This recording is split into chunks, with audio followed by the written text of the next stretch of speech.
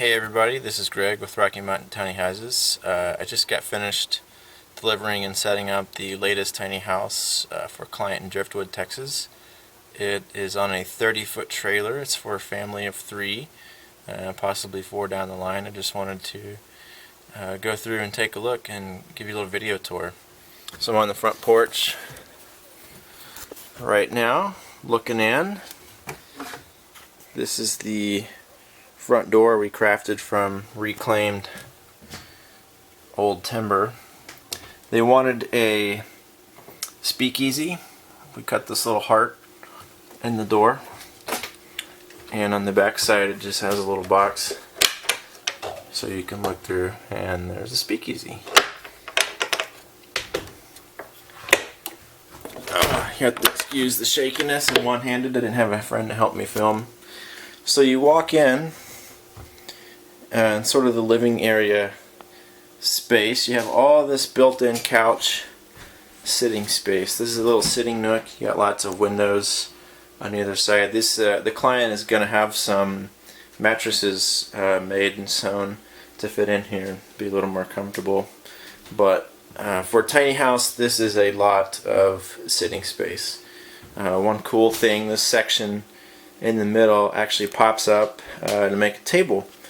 And if you bear with me for a little second, well, let me first show you up under, kind of dark, but there's a little table right here. I'm sorry, a leg that's latched. This will unhinge. And that pulls out. That'll fit in the slot. And there's a little barrel bolt to secure it. And then you're all set up with the table. So they're interchangeable. You can sit a few people here and then a few people here, and just squeeze right by. And you got lots of space here for a nice meal. Or if you want family night, just put it back down and you could probably fit 6 people on this thing, no problem. Right across from that, that's the ladder that goes to the second loft. Let me move it for a second. This is a simple little folding work table. It's kind of modeled after the IKEA one, but it's a little bit bigger, and it's pine instead of birch. But yeah, the client does a lot of work from home, making tinctures and other things, so she needed some workspace. So a pretty good sized workspace right there. And when you don't need it, you can just fold it back down. Okay, right next to that is the wood stove. They really wanted this Yodel 602. It's the smallest unit Yodel makes. And I was able to do some searching and find one rather locally, get it shipped to Durango. We built a heat box to protect everything, and then we have some single wall black, and then we switch up to double wall stainless to go through the ceiling right there. And you see the metal on the back wall as well. That's heat shield for protection. Directly opposite the wood stove, we have some stairs leading up to the loft. And like most of my stair designs, we try to double up and use them as storage. So this little box here, if you need one, it's actually movable and it hinges open. Put stuff in here, and then there's a door here. Get that space, so that's kind of nice as well. Open spot there, a little bitty cubby sitting on top of the counter next to the range, another cubby here, and then you're on up to the loft. And this one we used a handrail. The client, the way she had her bed, she could have rolled off and she was worried about that, so we put the safety rail in. Okay, moving on to the kitchen space. Sorry again. We found some aromatic cedar to make this beautiful wood countertop, and then put a lot of sealer on there. We built all the cabinets in-house. Sometimes we buy them stock, but because of this apron sink right here. We had to custom make all this. And this guy actually comes out so you can access the full sink. It's a rather large sink for a tiny house. A nice faucet there. But if you need some more kitchen prep space, just put that guy back on. This one actually has a little dishwasher. It's designed to be a countertop unit, but you can modify it to hook up to your other fittings, and so she will have ability to wash some dishes. It's not a full size, as you can see, but I mean, it's pretty good for a tiny house being able to have that in the first place. So another thing you'll see on these drawer faces, we were trying to think of something nice to do to kind of match the copper, something warm, and then I actually was in the sheet metal shop and saw this copper, and so I bought it, and that's what we put in these drawers, and came out real nice, real pretty. This is rustic cherry that we built the frames out of. So switching back to the range sight, this is a 24-inch range. This is the biggest one in a space before. Very large, propane, stainless, very nice. She did not want to skimp on appliances. Now right next to it is a rather large stainless fridge. It's not quite a full-size fridge, it's a little over 10 cubic feet, but a lot bigger than you'll see in most tiny houses. Moving in, next to that, a washer-dryer combo, LG unit. These aren't very cheap, but however, you are buying one appliance instead of two, and you're saving space, and you're still getting quite a large capacity. And you know, people complain that these things they take too long. That's the downside to them. One cycle can take like 3 to 5 hours from the time you go. But for some people, they actually just put a load in the morning, and when they get home, it's all done. No big deal. So a combo unit. On the other side is the utility water heater space, and this is also there are going to be some closet rods in here, so the idea is that this will be full of dresses and clothes, and you'll actually never see any of that stuff back there, but you know, you got to have guts in a tiny house somewhere. Entering into the bathroom, we have a Nature's Head composting toilet. Pretty easy to install and pretty easy to use. I've got a few clients that have used these now, and I've had really good feedback. So you might consider that if you're looking for a commercial unit. A little vanity right here. Little vanity came with the medicine cabinet. I'm sorry, it came with the mirror, and we built this little medicine cabinet and just hinged the mirror. So you need a lot of storage for little things in tiny houses.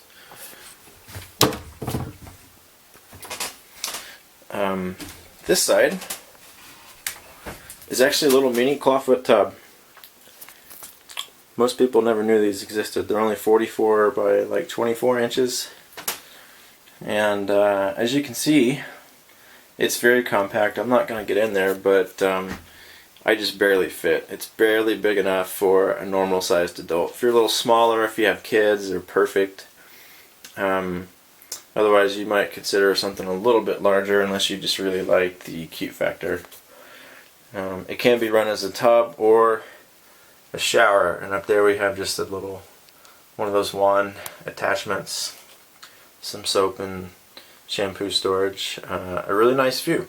The place they got this thing parked is a really nice piece of property close to Driftwood. And up here I've got some conduit and some pipe fittings that make the shower curtain. I've got a bender, so we just made this up, and they'll be able to get either one really big shower curtain or two smaller ones and funnel them down into the tub and keep this all dry. She loves barnwood, so you can see I got a little barnwood trim here. This whole wall between the laundry and bath is barnwood, and actually on the other side is one of our famous barnwood doors. We build all the hardware in-house, And as you can see, it just slides right over back and forth. Pretty simple. Yet effective and gorgeous, I might say.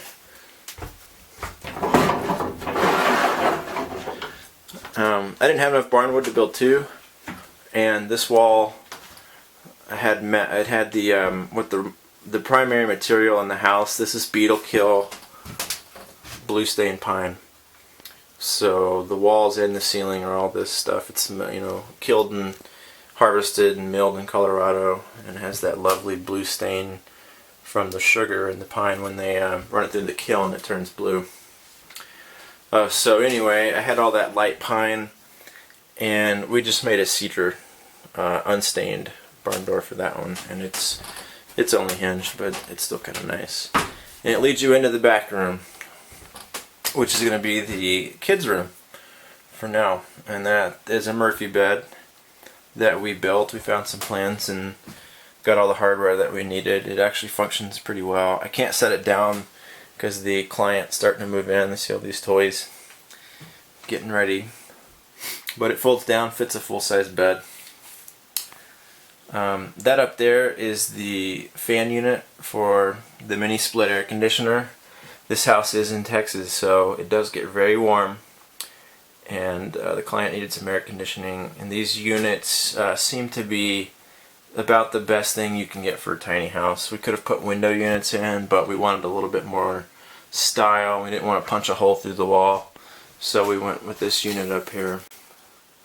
And it's December, so we haven't had to use it yet. I'm not really sure how well it'll work, but based on the BTUs, it should be about 3 times oversized for the square foot of this house. Up here, there's some upper cabinets. They're quite large. There's a little barrel bolt to hold it secure while you're traveling, and you can put quite a bit of stuff up there. Below those, each side has a closet with a door, some more storage space.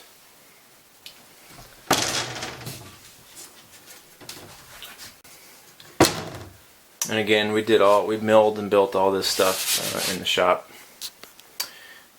Looking back towards the front of the house, that is actually a door opening into the main loft upstairs, and the client had a baby crib that her baby, when he was, you know, just starting to teeth, he would stand up and he would chew on the wood, and it left all these teeth marks in the varnish, and she had kept it all these years, and she asked me if I could make something out of it, maybe this door. This was a good spot.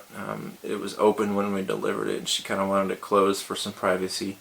So I said, yeah, sure, we can build this little door. And so, you know, I just hacked up all the wood and put something together. It looks kind of nice. I'll show you the backside in a minute, but a fun little story. We can do that with anybody if you have something that is memorable to you and you want to, you know, incorporate it in the house or something. We can do that. And that there's the ladder to get up to the secondary loft. That'll fit a queen size bed up there, but they're not going to use it for that just yet. It's going to be storage, but it does have a dormer for some more headroom in case they do ever use it for a sleeping area. So I'm going to go up to the main loft. This house was a unique project for us. I'd never done hips and valleys before in a tiny house. I wasn't sure how they would turn out and how complicated it would be, and we struggled a little bit, but after just measuring 3 or 4 or 5 times and test fitting our boards, we finally got it all right. And then the framing was the hard part. Insulating it was tough too, but putting the wood on the pine was actually not all that hard. This is the same beetle kill blue pine, except it's rough cut. We got the walls smooth and the ceiling rough. This is their king size bed that we're looking at right here. We got it up. It took 3 of us to get it up here today, but we got it. Again, there's some railing so that they don't fall off. Coming back a little further, there's the other side of the door, and it just swings towards us. What we're looking at in here is more closet space in the loft. So it's a really large loft to be able to fit a king size bed and to have a closet, a his and a hers. And there'll be some rods and some shoe storage and cubbies for underwear and knickknacks and stuff like that. So,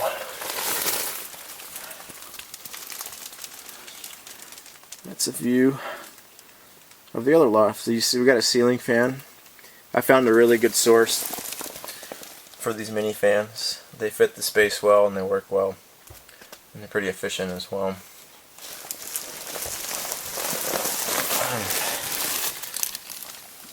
There's another view. These windows, we make them at the shop too. We just put real simple hinges and some latches. The other windows are not made in the shop. They're just some really nice JELD-WIN double hungs and then some casements here and there. But